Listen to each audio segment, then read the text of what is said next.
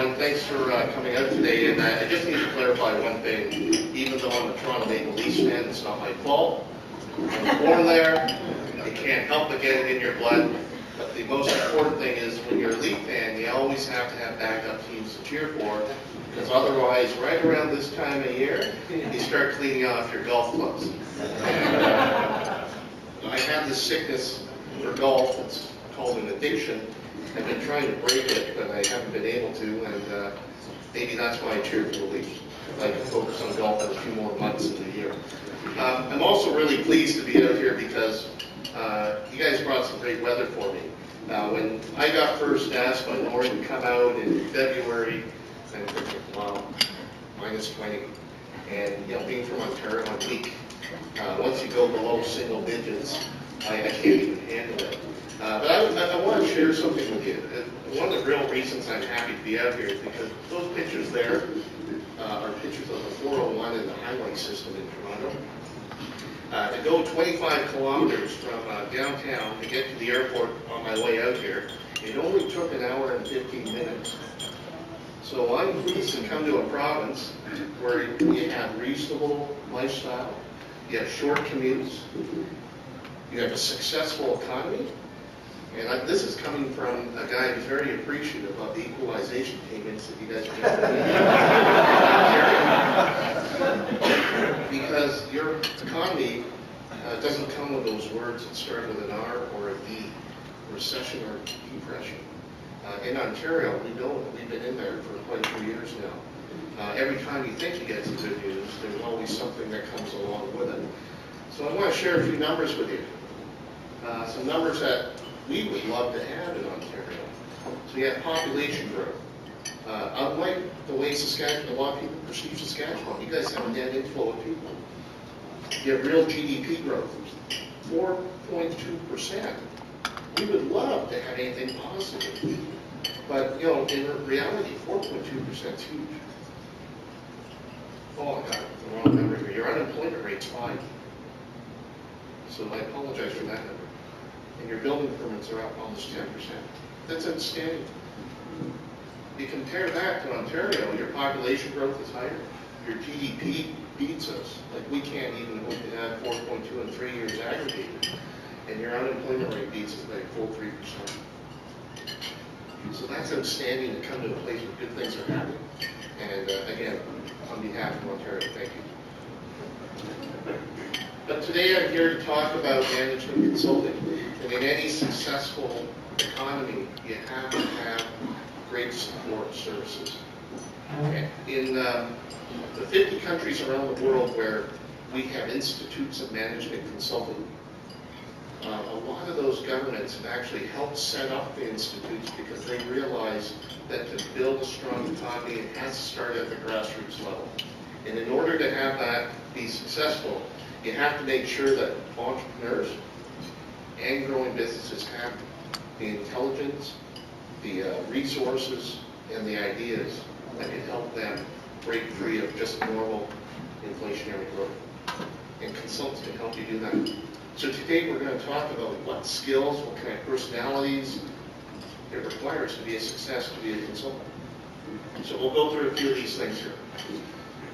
So let's start just a little bit of the background. I know Corey said a little bit about me, but I want to talk about what we do at the Canadian Association of Management Consultants. A year and a half ago, we actually amalgamated with the Canadian Consulting and Agrologists Association. They had very similar objectives as us. They were managing the designation, the Certified Agricultural Consultant. But largely what they're trying to do is the same thing that we're trying to do, so it made a lot of sense for us to work together. As Corey mentioned, in my private practice, I run Next Strategic Advisors. I've been running my consultancy for about 15, maybe 17 years. I could do it when I'm only 29 years old. But what we do is we focus on the fact that we believe growth curves, after you go up the first growth curve, it's not a continuous line to the next growth curve. Unless you make a change in the way you lead and manage your organization, the same qualities that were important to get the company started are going to be the same qualities that help limit your company's growth. So you have to make this change where the gap is, right here. If you make that change in how you manage and lead, you could go into the next growth curve that will take you way up higher. So we focus on two things, strategy and leadership development. Because you have to know where you're going and how you're going to get there, and then you have to have a team to help you get there. So that's my background, and that's why I might have some insights as to why you could be a successful, or how you could be a successful advisor. And it's not all glamour. There's a lot of challenges that come with being a consultant. But if you know it up front, you can help plan for it. And by the way, there's lots of consultants and certified management consultants in the room here. And if you have any questions after, not only can I answer them, but there are people much more qualified than I to be answering. So we'll highlight those people after their talk. So why do companies, organizations, public sector entities bring consultants in? Why do they pay lots of money, what appears to be lots of money, to people when they can just assign staff to them? Because at the end of the day, it's all about changing the slope of your performance curve. I don't care how you measure performance. It could be on profits, it could be on revenues, it could be on efficiency, it could be on productivity. You bring people in because you want to change it. You don't spend money because you want to have the same performance going forward. So it's all about being a change agent. It's not about how smart you are, it's about being a change agent. Can you help the organization, its people, its customers, its stakeholders change the slope of its growth curve? Consultants have to be independent and objective. To be effective, consultants have to be able to say what needs to be said without fear of whether it's going to impact something in the future. So when you're an employee and you're working for someone, you know, I found out sometimes the hard way when you speak to your boss and you say, boy, boss, your speech that last time to the set, that was really cool. That might have some negative repercussions on the future of my career. But as a consultant, because you're brought in, you're independent, that's your job, to say stuff like that. You have to be able to say things that others are unwilling to say, even if it's the big elephant in the room. You can only do that if you're independent. You have to be more than an expert. Last week I gave a talk at the University of Waterloo, which is one of the foremost universities in engineering, math, and computer science. The top companies in the world recruit there. And I spoke to their postdoc students. So these are the people, and I say this with all the respect that I can. You know the Big Bang Theory?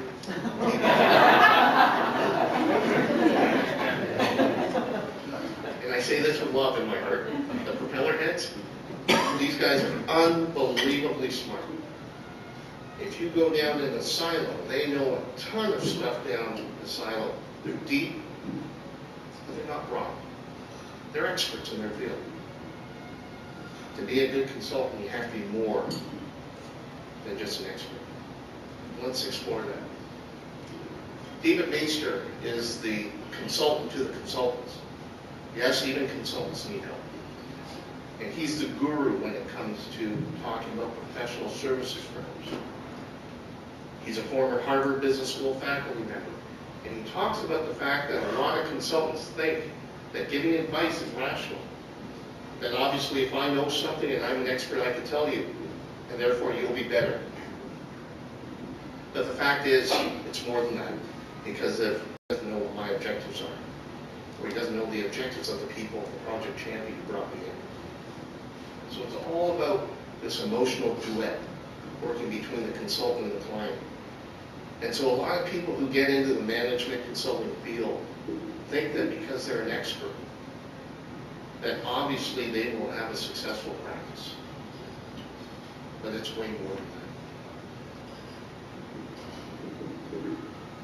It's all about how you impart your advice and lead your client through the discovery process so they learn with you.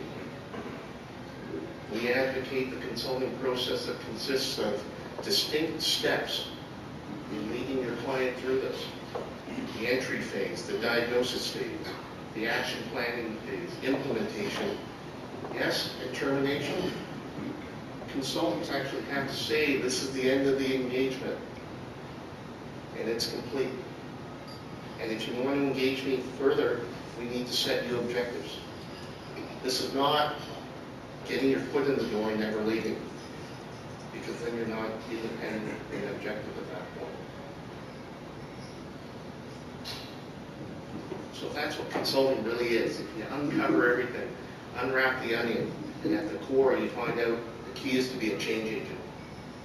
And it's not how much you know. They need to know how much you care.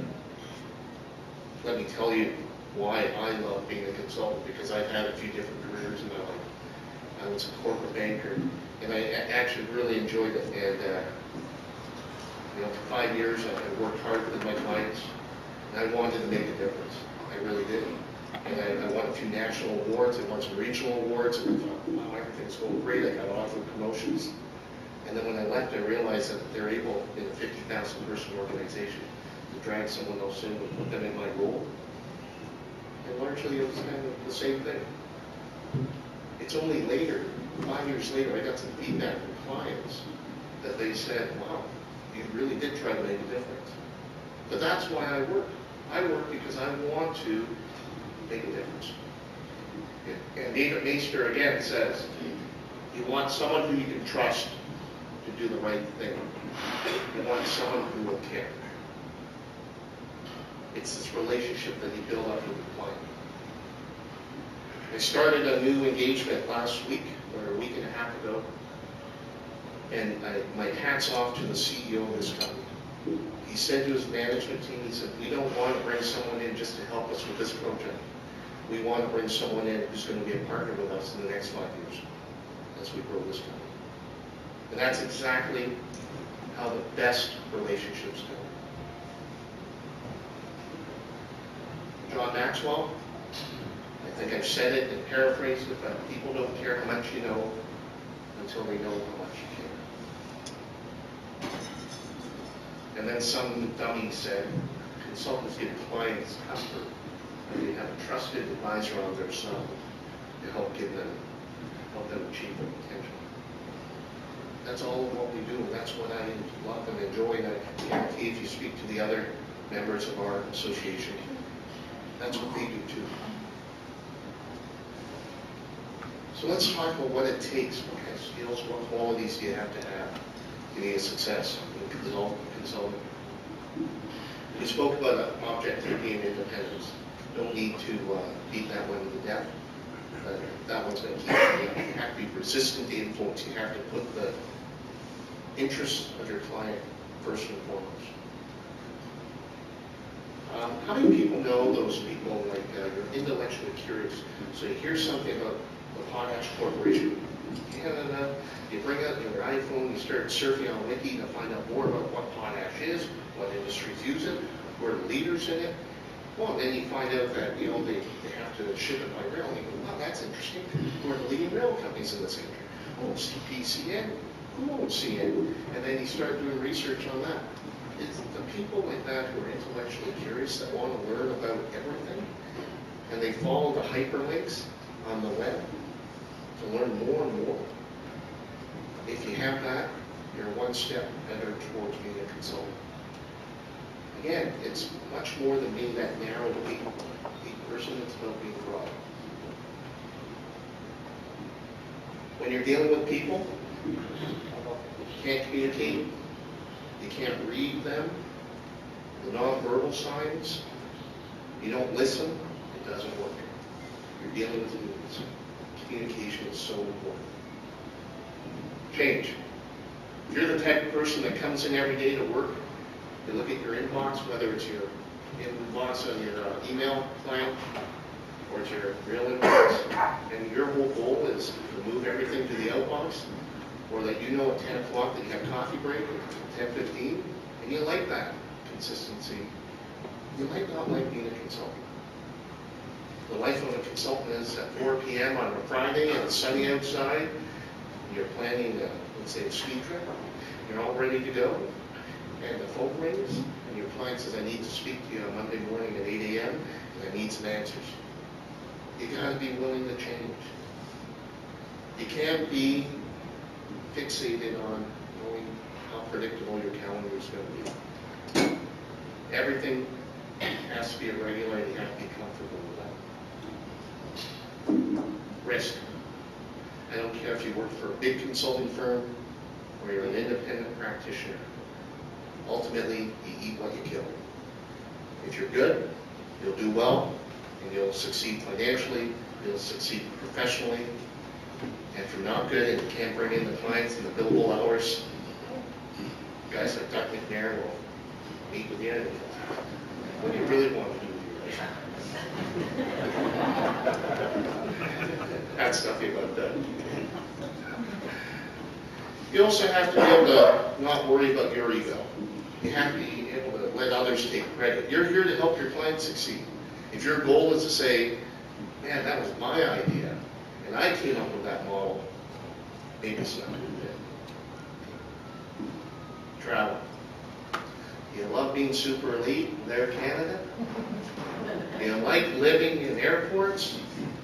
You like driving on the 401 or on Highway 11 or Highway 1 all by yourself? That's what you have to do.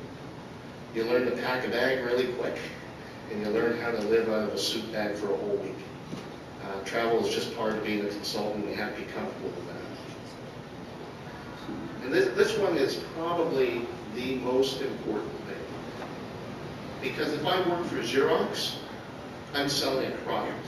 And even if my clients hate me, they want the Xerox 5420 multifunction printer. They're going to buy it.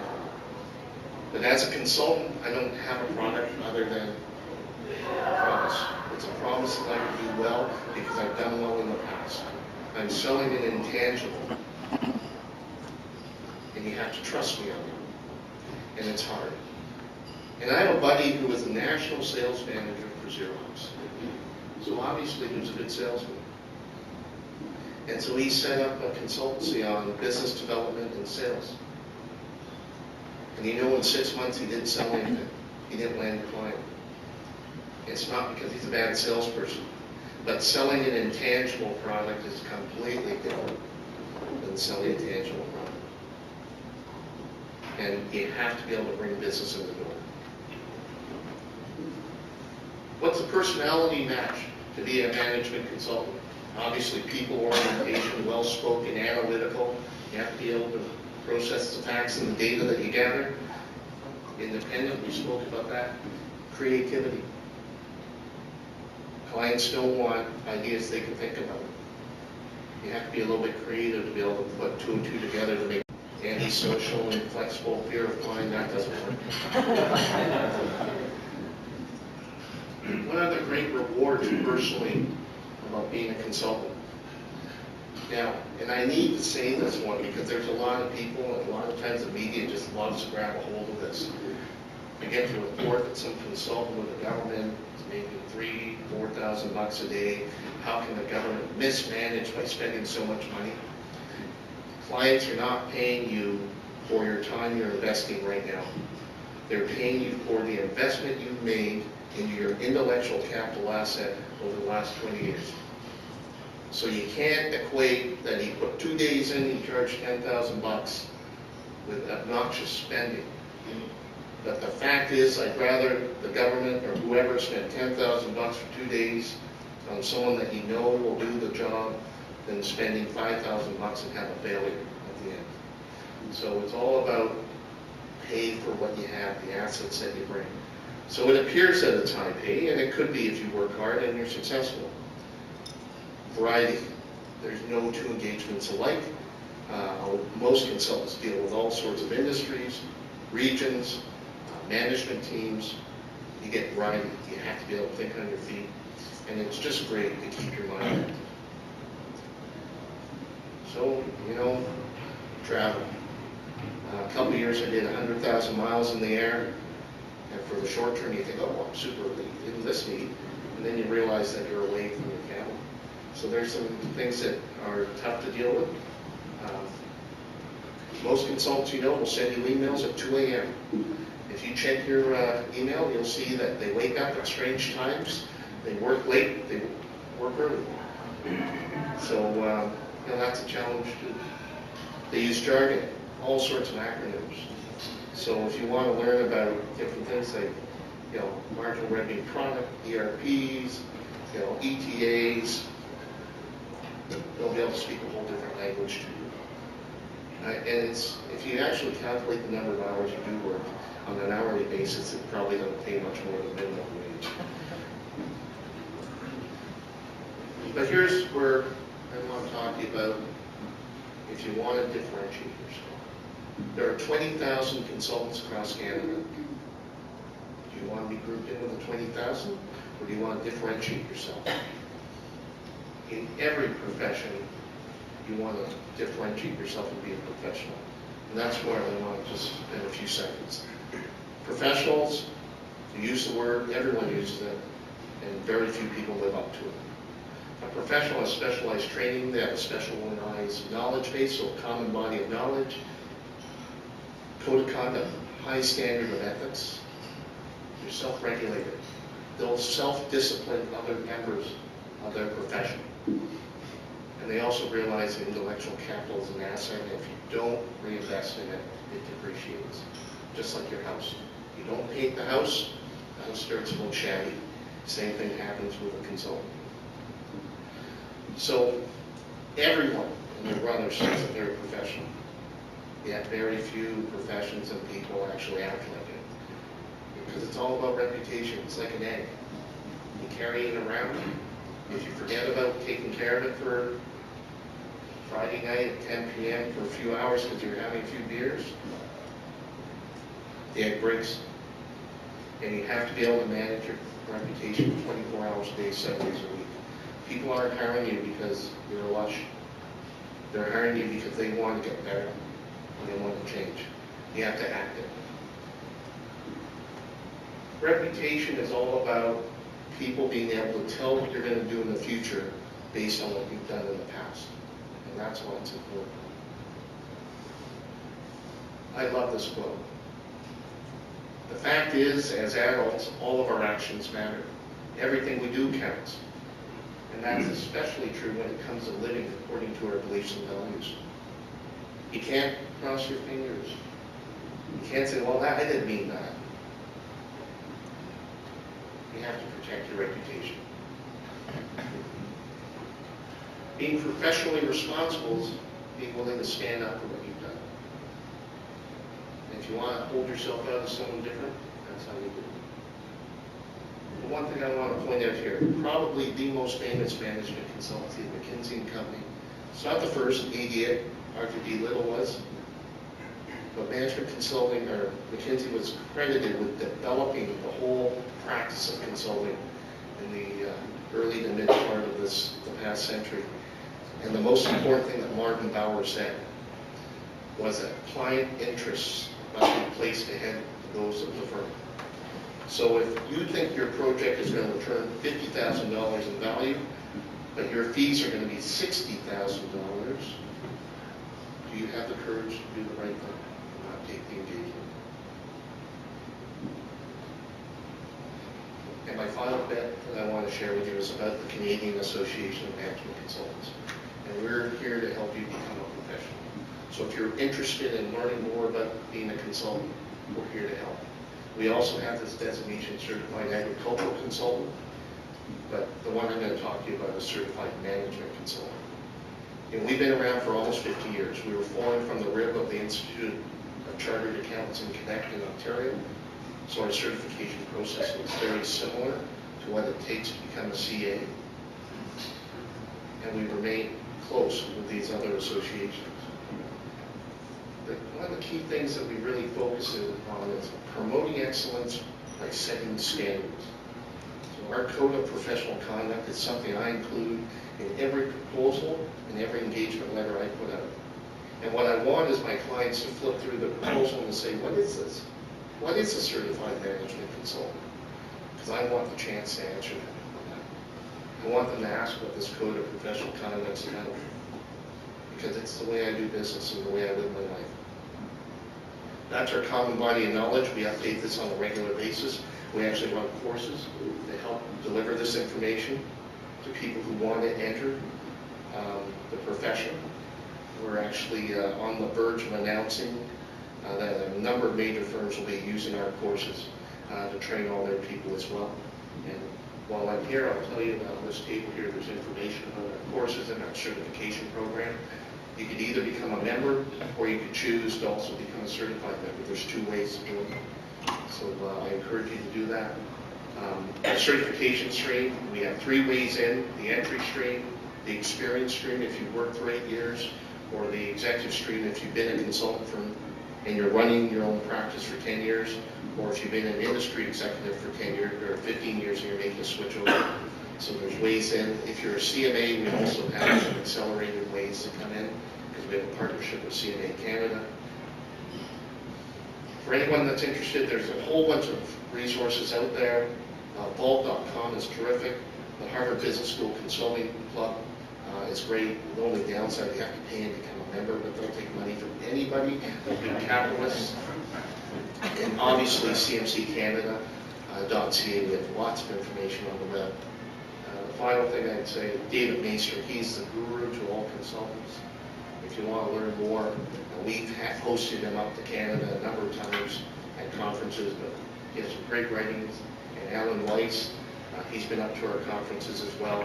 Again, there's a whole bunch of resources out there. I'd like to just say that we're here to help, and if you're interested in consulting as a profession, speak to any of the CMCs in the room. Mark Hustack's the president of CMC Saskatchewan. Lord Boyle helped organize this event. He's on council as well. Bruce Anderson's here as well. And Doug McNair. So there's a whole bunch of people. If I missed anyone, my apologies. But I want to say thank you for listening to us. Be happy to take any questions or to speak with you one-on-one. And I hope you can see that I just love this profession.